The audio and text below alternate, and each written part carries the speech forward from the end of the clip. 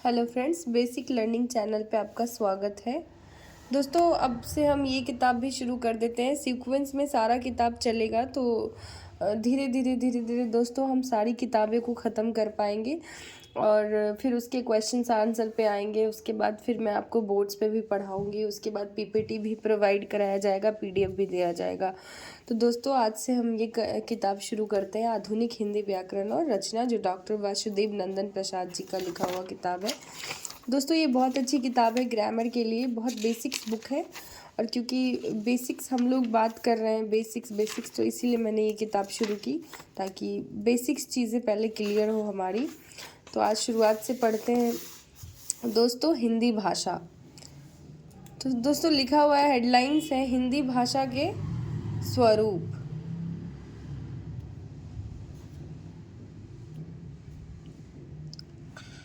हिंदी भाषा के स्वरूप।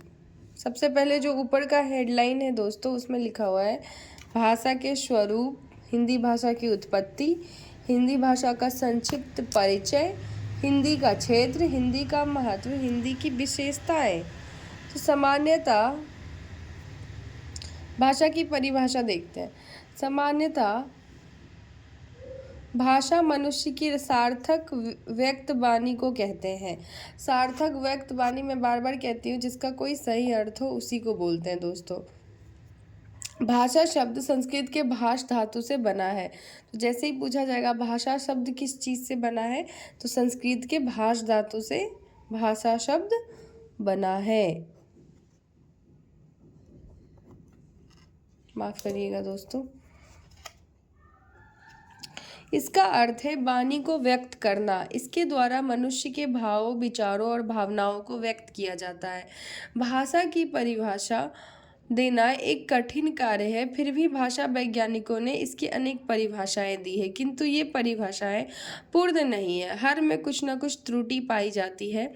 आचार्य देवेंद्र नाथ शर्मा ने भाषा की परिभाषा इस प्रकार बनाई है: उच्चारित ध्वनि संकेतों की सहायता से भाव या विचार की पूर्ण अभिव्यक्ति, अथवा जिसकी सहायता से मनुष्य परस्पर विचार विनिमय या सहयोग करते हैं, उस यादृच्छिक रूढ़ ध्वनि संकेत की प्रणाली को भाषा कहते हैं। जैसा कि दोस्तों बहुत कॉम्प्लेक्स लिखा है देवेंद्र नाथ शर्मा ने। हम लोग सिंपल याद रख सकते हैं, संप्रेषण के माध्यम को ही भाषा कहते हैं। संप्रेषण को इंग्लिश में कम्युनिकेट कहते हैं। यहाँ तीन बातें विचारणीय हैं: भाषा ध्वनि संकेत, यादृच्छिक या रूढ़। सार्थक शब्दों के समूह या संकेत को भाषा कहते हैं। यह संकेत स्पष्ट होना चाहिए।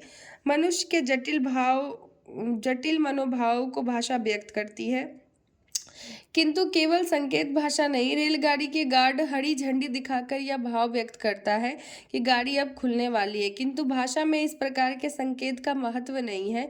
सभी संकेतों को सभी लोग ठीक ठीक समझ भी नहीं पाते हैं और ना इनसे विचार ही सही सही व्यक्त हो पाता है। सारांश यह है कि भाषा को सार्थक और स्पष्ट होना चाहिए। भाषा यादृच्छिक संकेत है। यहाँ शब्द और अर्थ में कोई तर्क संगत संबंध नहीं है। बिल्ली, कौवा, घोड़ा आदि क्यों पुकारा जाता है, यह बताना कठिन है। इनकी ध्वनियों को समाज ने स्वीकार कर लिया है, इसके पीछे कोई तर्क नहीं है। भाषा के ध्वनि संकेत रूढ़ होते हैं। परंपरा या युगों से इनके प्रयोग होते आए हैं। औरत, बालक, वृक्ष आदि शब्दों को प्रयोग लोग अनंत काल से करते आ रहे हैं। बच्चे, जवान, बूढ़े सभी इनका प्रयोग करते हैं। क्यों करते हैं, इसका कोई कारण नहीं है। ये प्रयोग तर्कहीन है। हिंदी के कुछ भाषा वैज्ञानिकों ने भाषा के निम्नलिखित लक्षण बताए: मनुष्य और मनुष्य के बीच वस्तुओं के विषय में अपनी इच्छा और मति का आदान प्रदान करने के लिए व्यक्त ध्वनि संकेतों का जो व्यवहार होता है, उसे भाषा कहते हैं। ये किसने बोला है? डॉक्टर श्याम सुंदर दास ने। जिन ध्वनि चिन्हों द्वारा मनुष्य परस्पर विचार विनिमय करता है, उसको समष्टि रूप से भाषा कहते हैं। ये किसने बोला है दोस्तों? डॉक्टर बाबूराम सक्सेना ने। भाषा मनुष्य की उस चेष्टा या व्यापार को कहते हैं जिससे मनुष्य अपने उच्चारणोपयोगी शरीरव्यवों के उच्चारण किए गए वर्णात्मक या व्यक्त शब्दों द्वारा अपने विचारों को प्रकट करता है। ये किसने बोला है? मंगलदेव शास्त्री ने। उपर्युक्त परिभाषाओं से निम्नलिखित निष्कर्ष निकलते हैं। भाषा में ध्वनि संकेतों का पारंगत और रूढ़ प्रयोग होता है। भाषा में के सार्थक ध्वनि संकेतों से मन की बातों और विचारों का विनिमय होता है। भाषा के ध्वनि संकेत किसी समाज या वर्ग के आंतरिक और बाहरी कार्य संचालन या विचार विनिमय में सहायक होते हैं। हर वर्ग या समाज के ध्वनि संकेत अपने अपने होते हैं, दूसरों से भिन्न होते हैं। भाषा के ध्वनि संकेत उच्चारणोपयोगी शारीरिक अवयव के वर्णों या शब्दों से व्यक्त होता है। अब सीखते हैं भाषा की प्रकृति। भाषा सागर की तरह सदा चलती रहती है। भाषा के अपने गुण या स्वभाव को भाषा की प्रकृति कहते हैं। हर भाषा को अपनी प्रकृति, आंतरिक गुण, अवगुण होते हैं। भाषा का एक सामाजिक शक्ति है जो मनुष्य को प्राप्त होती है। मनुष्य उसे अपने पूर्वजों से सीखता है और विकास करता है। यह परंपरागत और अर्जित दोनों है। जीवंत भाषा बहता नीर की तरह सदा प्रवाहित होती रहती है।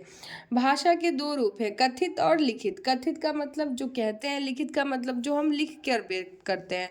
हम इसका प्रयोग कथन के द्वारा अर्थात बोलकर और लेखन के द्वारा अर्थात लिख कर करते हैं। देश और काल के अनुसार भाषा अनेक रूपों में बटी है।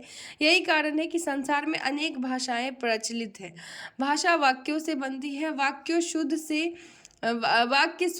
शब्दों से, शब्द मूल ध्वनियों से बनती है। भाषा वाक्यों से बनती है और वाक्य मूल शब्दों से बनती है और शब्द मूल ध्वनियों से बनती है।